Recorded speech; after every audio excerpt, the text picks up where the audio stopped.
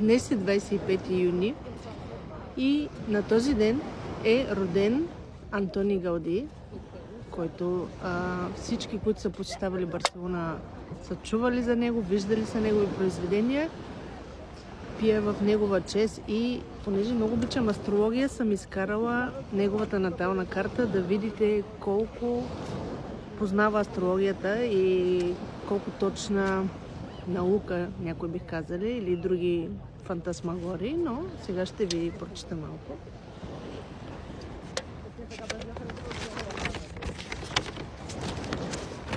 Това представлява натална карта.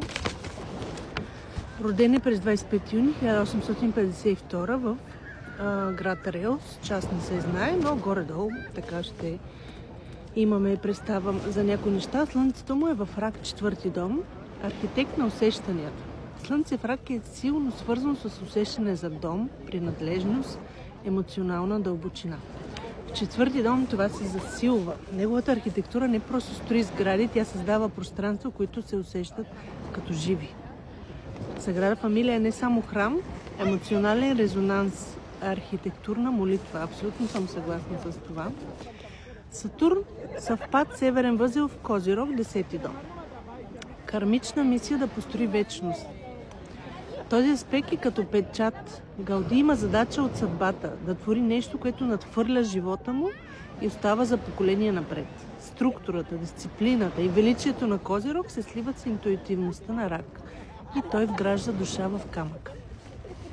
Асцендент Риби, мистик, артист, визионер.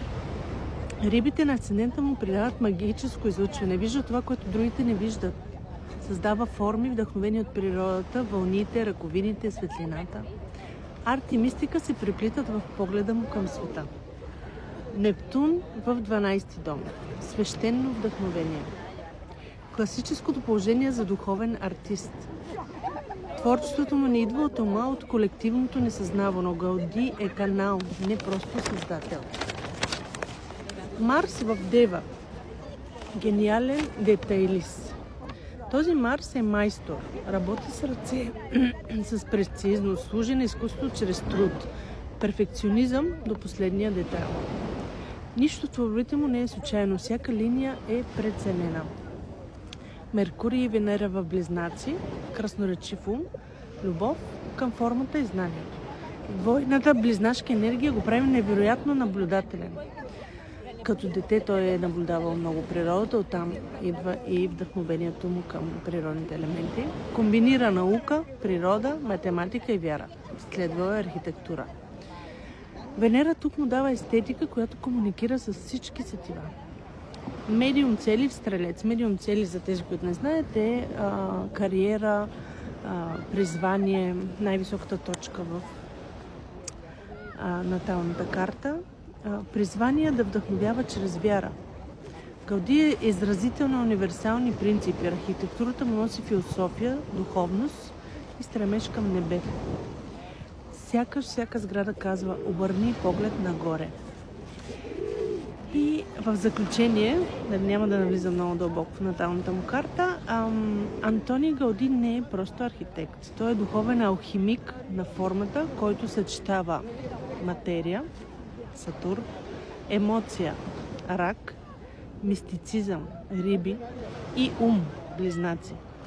В нещо, което не просто се гледа, а се преживява. Това изкарах за наталната карта на Антони Гауди. Надявам се, че ти е било любопитно. Ако мислиш, че астрологията е измислица, е окей. Но ти пожелавам, ако не си виждал творенията на Гауди, особено Саграда Фамилия, да ги видиш на живо някой ден. Поздрави от плажна, всъщност това не е Барселона, това е Монгат на 3 спирки от Барселона с влака Ренфе. Препоръчвам, ако не искаш тълпите на Барселонета. Сега през лятото е пълен плажа. Хубав ден!